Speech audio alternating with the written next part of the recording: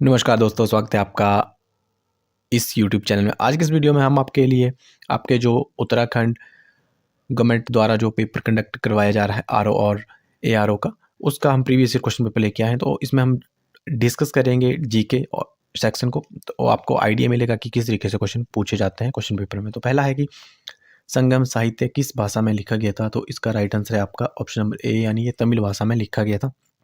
अगला प्रश्न जो आपको दिखाई दे रहा है कि जो 1906 में मुस्लिम लीग का गठन किस स्थान पर किया गया था? तो इसका आंसर है ढाका में किया गया था। अगला है कि महान विद्वान जो अश्वघोष किसका समकालीन था? तो इसका राइट आंसर है आपका ऑप्शन नंबर सी, यानी ये कनिष्ठ का जो था समकालीन था। अगला है कि सुदर्शन झील का निर्माण किसने करवाया था? तो सुदर्शन झील का जो निर्माण था वो प्यू गुप्त वैश्य जी ने करवाया था। अगला है कि अशोक के जो सारनाथ स्तंभ पर कौन सा पशु चिन्ह अंकित नहीं है? पशु चिन्ह की बात हो रही है, तो इसका राइट आंसर है आपका ऑप्शन नंबर डी, यानी इसमें गैंडे का जो था वो चिन्ह नहीं था। शेर भी था, हाथी भी था और घोड़े की भी इसमें आपको चित्र देखने को मिलता है। अगला है कि जो तृतीय बौद्ध संगति किसके शासनकाल में आयोजित की गई थी? तो इसका राइट आंसर है आपका ऑप्शन नंबर ए, यानी ये अशोक के टाइम जो था वो इसका जो आयोजित की गई थी या प्रयोग हुआ था। प्रबंधन चिंतामणि का लेखक कौन है? तो इस प्रश्न का राइट आंसर है आपका ऑप्शन नंबर डी, यानी ये जो थे आपके मेरू तुंग थे, जिनका ने जो था प्रबंधन चिंतामणि नामक पुस्तक जो थी वह लिखी थी। अगला प्रश्न है कि जो आपकी पेरिपल्स ऑफ एर्थियन सी किस भाषा में लिखी गई थी?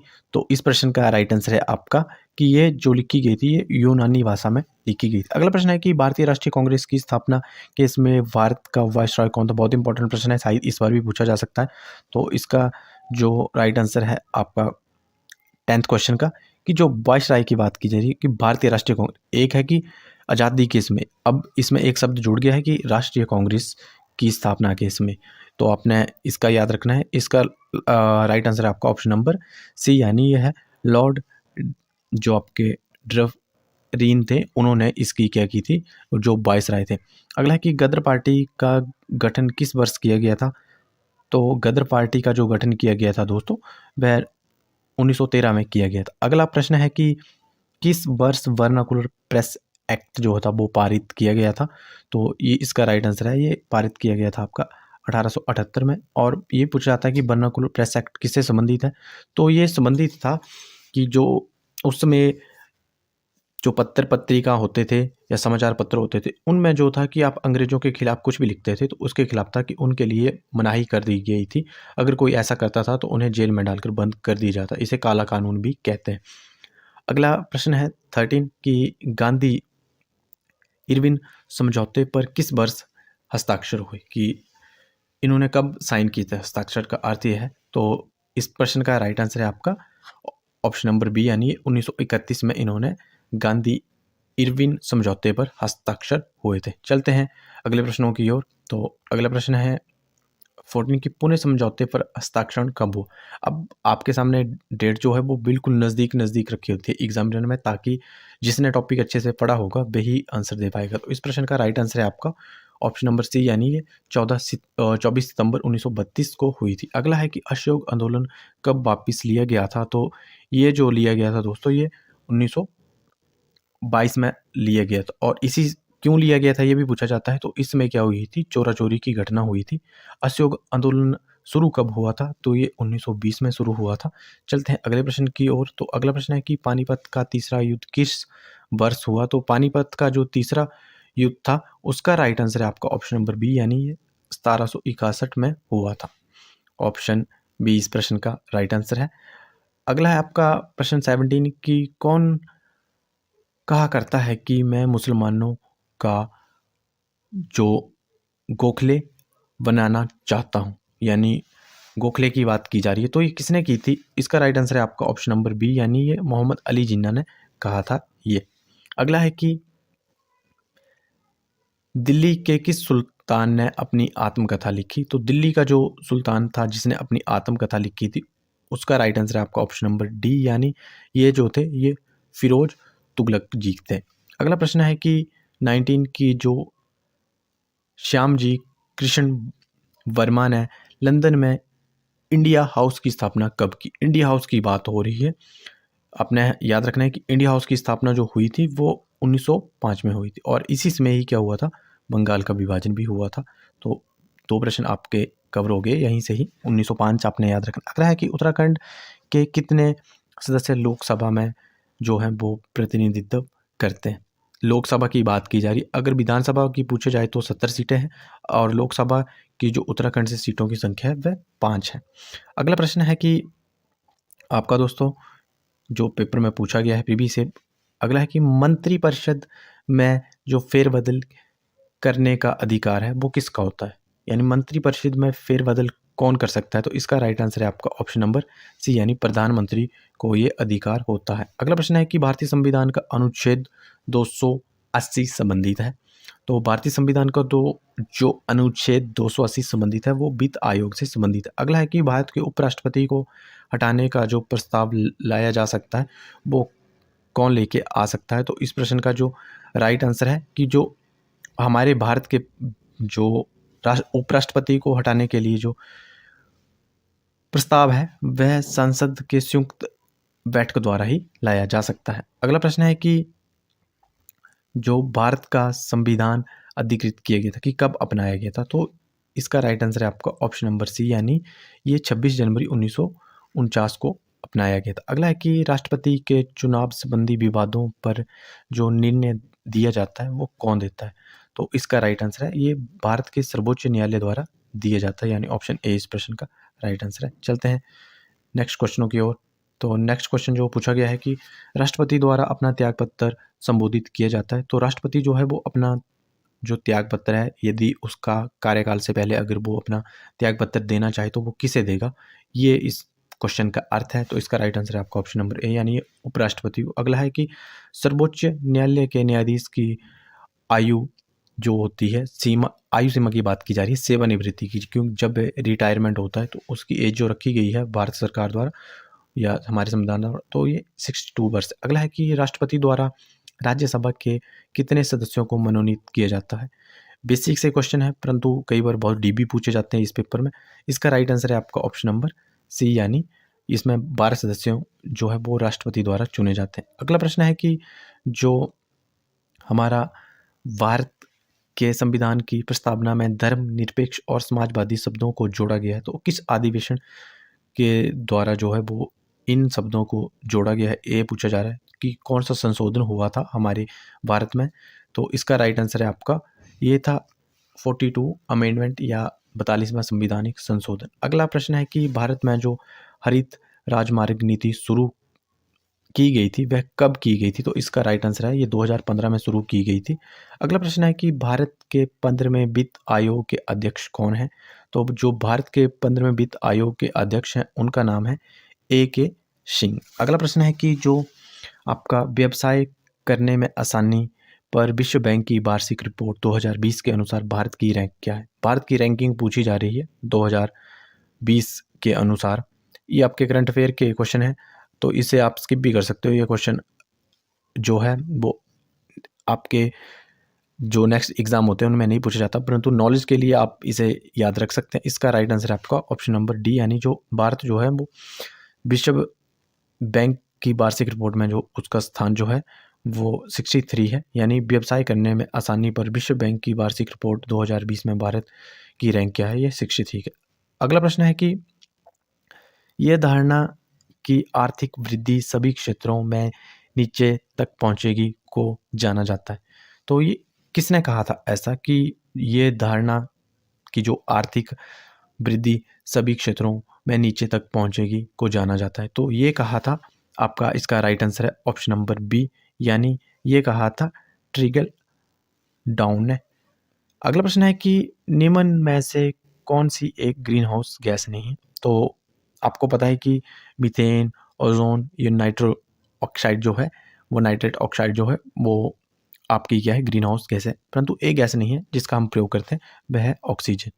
अगला प्रश्न है कि आर्थिक सर्वेक्षण 2020-21 के अनुसार जो भारत में सकल घरेलू उत्पाद यानी जीडीपी में कृषि का हिस्सा क्या था या कितना था? तो इस प्रश्न का जो राइट आंसर है कि जो कृषि में हिस्सा था वह था 99.99%। तो इस ऑप्शन बी इसका राइट आंसर। अगला प्रश्न है कि 36 आपके सामने कि जो स्मार्ट सिटीज मिशन किस वर्ष में आरंभ किया गया था। तो जो स्मार्ट सिटी इसका आरंभ जो हुआ था वह 2015 में हुआ था। चलते हैं अगले प्रश्न की ओर कि भारत के केंद्रीय बजट 2021 और 22 में राजकोषीय घाटा लक्षित है कि कितने परसेंटेज है। जीडीपी की बात की जा रही है राजकोषीय घाटे से संबंधित। तो इस प्रश्न का राइट आंसर है आपका ऑप्शन नंबर डी यानी 6.8%। ऑप्शन नंबर डी इसका सही उत्तर होगा। चलते हैं अगले प्रश्नों की ओर। तो अगला प्रश्न है कि जो राष्ट्रीय पादप जीनोम अनुसंधान संस्थान स्थित है कि ये कहाँ पर स्थित है। तो इस प्रश्न का राइट आंसर है ये न्यू दिल्ली में स्थित है। ऑप्शन सी इस प्रश्न का सही उत्तर होगा। अगला प्रश्न है कि निम्नलिखित में से कौन भारत का वर्तमान में सबसे बड़ा जो वस्तु निर्यात साझेदारी है, कि भारत ने किसके साथ वस्तु निर्यात की साझेदारी की है। तो इसका राइट आंसर है आपका दोस्तों ऑप्शन नंबर डी यानी यूएसए के साथ की है साझेदारी। अगला प्रश्न है कि निम्न में से कौन सी शीत धारा नहीं यानी ठंडी धारा नहीं है की बात हो रही है। तो इस प्रश्न का राइट आंसर है आपका ऑप्शन नंबर डी यानी नॉर्वे जीआई धारा जो है वो ठंडी धारा नहीं है। अगला है कि निम्न में से किस देश का भूमध्य सागर के साथ तट नहीं है। भूमध्य सागर के साथ जिस देश का तट नहीं है उस पर का राइट आंसर है डी यानी जर्मनी का जो है भूमध्य रेखा के साथ कोई भी तट नहीं लगता है। अगला है कि निम्न में से कौन सा पर्वतीय दर्रा उत्तराखंड राज्य में नहीं है। तो उत्तराखंड राज्यों के दर्रे आपने मतलब ऐसा है कि सभी पढ़ लेने हैं। कई बार ये पूछा जाता है कि सबसे बड़ा दर्रा कौन सा है, सबसे छोटा दर्रा कौन है, परंतु इस प्रश्न में ये पूछा गया है कि निम्न में से कौन सा पर्वतीय दर्रा उत्तराखंड राज्य में स्थित नहीं है। तो इस प्रश्न का राइट आंसर है आपका ऑप्शन नंबर बी यानी जो सिपकी ला पास है वह उत्तराखंड में स्थित नहीं है। अगला प्रश्न है कि निम्न में से किस भारतीय राज्य की सीमा बांग्लादेश के साथ नहीं लगती। अब राज्य की सीमा की बात की जा रही है, भारतीय राज्य की सीमा बांग्लादेश के साथ नहीं लगती। तो इसका राइट आंसर है आपका ऑप्शन नंबर सी यानी मणिपुर राज्य की जो सीमा है वो बांग्लादेश के साथ नहीं लगती है। अगला प्रश्न है कि जो निम्न में से किस राज्य में कर्क रेखा नहीं गुजरती है। कर्क रेखा जो नहीं गुजरती है वह राज्य है आपका ऑप्शन नंबर इसका राइट आंसर है आपका डी यानी अरुणाचल प्रदेश से जो है वो कर्क रेखा नहीं गुजरती है। और त्रिपुरा, गुजरात, तो ये भी पूछा जाता है कि भारत में कर्क रेखा कितने राज्यों से गुजरती है। तो उनकी संख्या होगी 8 राज्य हैं जहां से कर्क रेखा गुजरती है। 45 क्वेश्चन जो आपके एग्जाम में पूछा गया था कि जो लेप्चा वो हो जनजातियां जो हैं वो सामान्यतः भारत के किस भाग में पाई जाती हैं। तो इस प्रश्न का राइट आंसर है आपका ऑप्शन नंबर ए यानी ये जनजातियां जो है वो मध्य भारत में पाई जाती हैं। अगला प्रश्न है कि निम्न में से किस भारतीय राज्य में उच्च सड़क संघनता है। तो इसका राइट आंसर है आपका ऑप्शन नंबर सी यानी ये केरल में है। अगला प्रश्न जो पूछा गया है कि निम्न में से कौन सा खनिज जो है वो आपकी जो चट्टानें हैं कोडुराइट अंतर्विरोधी चट्टान जो होती है उसके बारे में बात की जा रही है। तो इस प्रश्न का जो राइट आंसर है वह है आपका ऑप्शन नंबर बी यानी ये मैग्नीशियम से संबंधित होती है। अगला प्रश्न है कि जो हीराकुंड परियोजना किस नदी पर बनाई गई। बहुत इंपॉर्टेंट प्रश्न है, बहुत बार ही पूछा गया है आपके मैक्सिमम एग्जाम में उत्तराखंड की जितनी भी आपकी परीक्षाएं होती हैं। तो इसका राइट आंसर आपका ऑप्शन नंबर डी यानी ये महानदी पर स्थित है। अगला है कि इंदिरा गांधी नहर परियोजना निम्न में से किस नदी से पानी लाती है। तो जो इंदिरा गांधी जो नदी परियोजना जो पानी कहाँ से लेके आती है, तो ये तीनों नदियों का एक संगम से ही पानी लाती है। पहला है रावी, ब्यास और सतलुज। तो इसका राइट आंसर है आपका ऑप्शन नंबर डी यानी उपरोक्त सभी। अगला प्रश्न चलते हैं कि देखते हैं कि कौन से प्रश्न पूछे गए। अगला प्रश्न है कि 2020 में भारत का जो CAG किसको नियुक्त किया गया है, यानी CAG की बात हो रही है। तो ये नियुक्त किया गया था आपका ऑप्शन नंबर सी यानी GC मुर्मू को नियुक्त किया गया था। अगला प्रश्न है कि भारत के किस मंत्री ने जो विवादित कृषि कानून पर केंद्रीय मंत्रिपरिषद में इस्तीफा दे दिया था, यानी रिजाइन कर दिया था, अपना पद छोड़ दिया था। तो इनका नाम था जो ये थे पंजाब के रहने वाले, इनका नाम था हरसिमरत कौर बादलजीत नाम था इनका। अगला प्रश्न है कि कौन सा देश जो है वो क्वाड का हिस्सा नहीं है।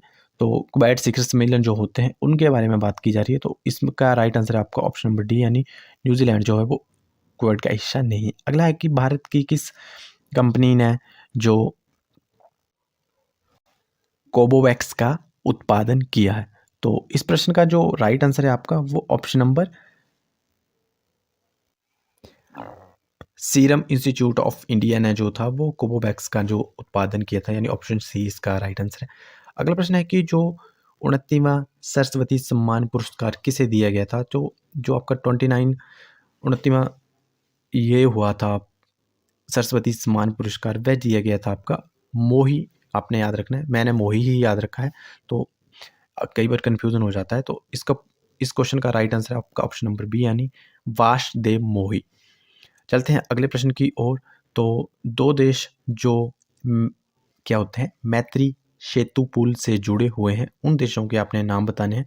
तो इस प्रश्न का जो राइट आंसर है वह है ऑप्शन नंबर सी, यानी ये भारत और बांग्लादेश हैं, जो मैत्री यानी दोस्त के तौर पर भारत और बांग्लादेश हैं जो दोस्त के तौर पर आपस में जुड़े हुए हैं। अगला प्रश्न है कि अंतर्राष्ट्रीय मुद्रा कोष का प्रमुख कौन है, यानी इसका जो हेड होता है उसकी बात की जा रही। अंतर्राष्ट्रीय मुद्रा कोष का प्रमुख कौन है। तो इस प्रश्न का राइट आंसर है आपका ऑप्शन नंबर ए,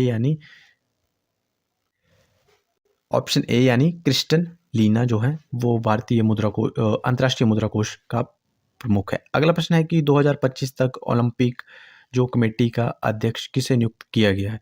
तो 2025 तक जो हमारी जो ओलंपिक कमेटी होती है उसका जो अध्यक्ष बनाया गया है, इसका राइट आंसर है आपका ऑप्शन नंबर ए, यानी थॉमस वेच को बनाया गया है, यानी ए इसका राइट आंसर। अगला है कि जो IPL 2020 को किसने जीता। IPL की बात हो रही है और आप इस प्रश्न का आंसर आप हमें नीचे कमेंट सेक्शन में बता सकते हैं, क्योंकि इंडिया में ज़्यादातर लोग क्रिकेट देखना पसंद करते हैं। तो इस प्रश्न का आंसर आपको पता ही होगा।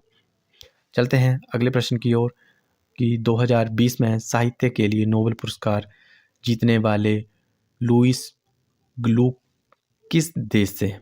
लुईस ग्लूक की बात की जा रही है। तो इनका जो संबंध है वो USA से है, ये USA के रहने वाले हैं। चलते हैं नेक्स्ट क्वेश्चन की ओर कि उत्तराखंड में जो आपका चंपावत जनपद में निम्न में से कौन सी झील अवस्थित है।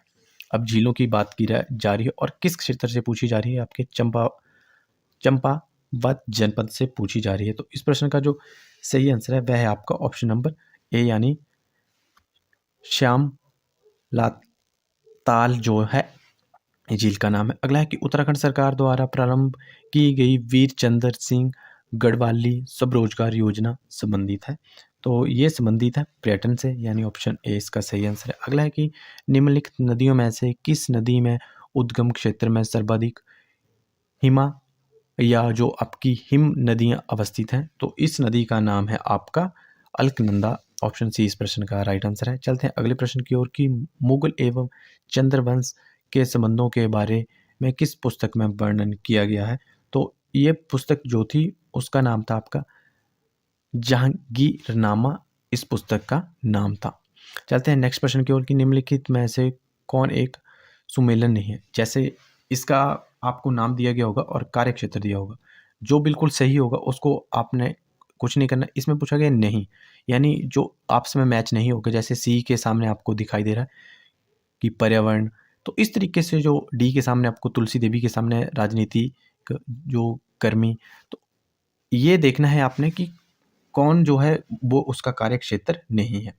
तो इस प्रश्न का जो राइट आंसर है वह है आपका ऑप्शन नंबर डी, यानी तुलसी देवी का जो कार्य क्षेत्र था वो राजनीतिक कर्मचारी या कर्मी नहीं थे ये। अगला है कि निम्नलिखित में से किसने गोरखों में जो कुमाऊं की सत्ता प्राप्त की थी की बात की जा रही है। तो किसने गोरखों में से कुमाऊं की सत्ता प्राप्त की। तो इनका नाम था आपका गार्डनर, इसका राइट आंसर है। ये हमने आपको जो हम डेली सीरीज लेके आते हैं उत्तराखंड जीके की, उसमें भी बताया है। अगला है कि निम्न में से कौन सा सही सुमेलन या सुमिलित नहीं करता है या सम्मेलन नहीं बनाता है कि वन्य जीवन विहार और जनपद की बात की जा रही है कि कौन कहाँ पर स्थित है। और इसमें बात की जा रही है कि जो स्थित नहीं है आपने वह ढूंढना है इस 4 ऑप्शन में। बाकी 3 ऑप्शन बिल्कुल सही होंगे, एक ही ऑप्शन इसमें गलत होगा। तो इसका राइट आंसर है आपका ऑप्शन नंबर डी, यानी जो सोना है वो चमेली में या चमोली में नहीं है। अगला प्रश्न है कि जो अल्मोड़ा अखबार का प्रकाशन किस वर्ष प्रारंभ हुआ था? तो जो आपकी अल्मोड़ा अखबार थी उसका जो प्रारंभ हुआ था वो 1871 में हुआ था। कई लोग बोलेंगे कि प्रोनाउंसिएशन गलत नहीं है, तो सही नहीं है। तो जहाँ से मैं पढ़ रहा हूँ वहाँ से ये जो क्वेश्चन पेपर है बहुत दूर है, विजिबल नहीं हो रहा है, तो थोड़ा-सा आप एडजस्ट कर लें। अगला प्रश्न है कि जो भारतीय शहद अकेडमी किस वर्ष देहरादून में स्थापित हुई थी? तो इसका राइट आंसर है दोस्तों आपका ऑप्शन नंबर सी, यानी ये 1932 में स्थापित हुई थी। अगला प्रश्न की ओर चलते हैं जल्दी से कि जो आपका बीखोती मेला उत्तराखंड के किस हिंदी माह में मनाया जाता है? तो इस प्रश्न का सही आंसर है, ये मनाया जाता है दोस्तों आपका बैसाख में, यानी ऑप्शन ए इसका सही आंसर है। चलते हैं अगले प्रश्न की ओर कि उत्तराखंड में जो उच्च शिखरीय पादप शोध संस्थान निम्न में से किस स्थान पर अवस्थित है? तो ये है आपका श्रीनगर में। चलते हैं अगले प्रश्न की ओर कि प्राचीन समय में उत्तराखंड में जो असंचित भूमि को कहा जाता था, कि असंचित भूमि को जो प्राचीन उत्तराखंड में किस नाम से भी जाना जाता है? ये प्रश्न इस तरीके से भी पूछा जाता है।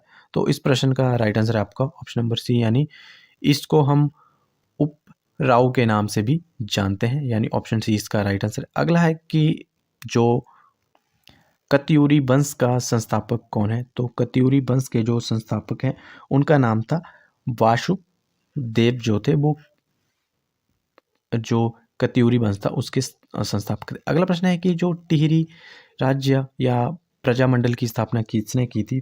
तो टिहरी जो इनकी स्थापना की थी वो स्थापना हुई थी 1939 में। इसका right answer option number C. अगला है कि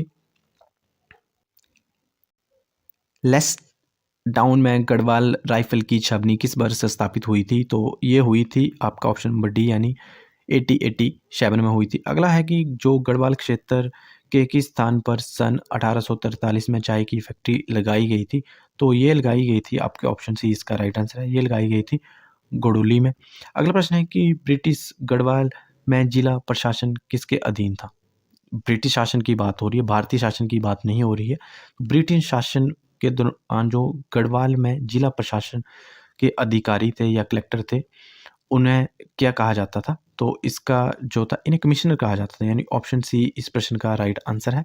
चलते हैं अगले प्रश्न की ओर, तो ऑप्शन सी। अगला प्रश्न है कि निम्न में से कौन सा उत्तराखंड का कृषि उपकरण नहीं है? तो कृषि उपकरण जो नहीं है उसका जो आश्रय था वो आपके कर बोझा से था, यानी राइट आंसर है इसका डी। अगला प्रश्न है कि किस वर्ष कुमाऊं परिषद की स्थापना की गई थी? कुमाऊं से आपको बहुत सारे क्वेश्चन देखने को मिलते हैं आपके जो भी उत्तराखंड के गवर्नमेंट एग्ज़ाम होते हैं। तो इसका राइट आंसर है आपका ऑप्शन नंबर सी, यानी ये 1916 में जो थी इसकी स्थापना की गई थी।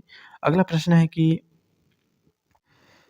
राजा प्रद्युम्न शाह द्वारा ब्रिटिश सहायता से जो गोरखाओं को किस वर्ष युद्ध में हराया गया था? तो इस प्रश्न का राइट आंसर है आपका, इन्होंने हराया था सन 1815 में। देखते हैं दोस्तों अगले क्वेश्चनों की ओर। तो जो अगला क्वेश्चन जो पूछा गया है कि निम्नलिखित में से किसने कृत्रिम बुद्धिमत्ता का जनक कहा जाता है? तो इसका राइट आंसर है, तो इनका नाम है जॉन मैक जो था, इसका राइट आंसर है, यानी ऑप्शन सी इस क्वेश्चन का सही आंसर होगा।